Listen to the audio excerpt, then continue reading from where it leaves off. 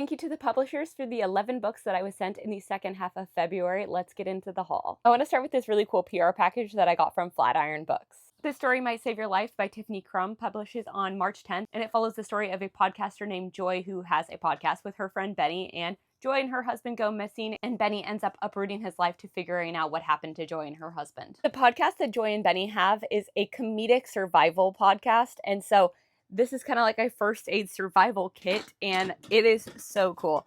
I haven't opened this, but I will open that. So in the envelope was 2 postcards. So cute. In the top part, we have some like wet wipes, disinfecting wipes, things like that. Purell, Kleenex, Band-Aids, Advil.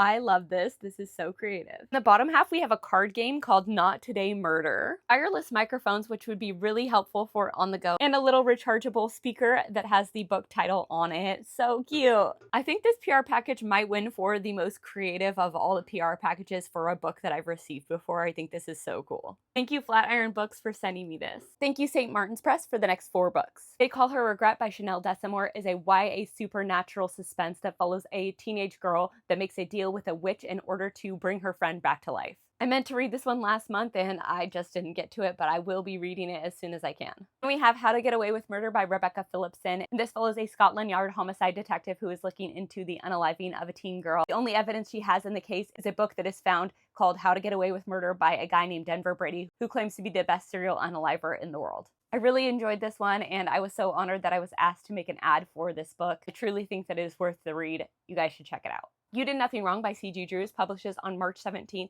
and this follows Elodie, and she is a single mother to a young autistic boy named Jude. She is swept into a whirlwind romance with a guy named Bren, and the family moves into a home that they begin renovating. But shortly thereafter, Jude informs them that the house is whispering and it is being hurt by the renovations. I absolutely loved this book. I rated it 4.5 stars. It is so good. Definitely worth the pre-order. The Fall of Iris Henley by Jennifer Graham is a YA thriller about a teenage girl named Iris who is accused of being an unaliver and now must clear her name. Thank you, Sourcebooks and PoisonedPenPress, for this little Valentine's package. So cute. Robbie McNeil's Hit List by Brianna Heath publishes on March 24th, and it follows a contract unaliver named Robbie who is asked by a mysterious client to take someone out. But she knows nothing about this person she is supposed to take out, and then they vanish and there's no evidence that they ever existed. What's going on?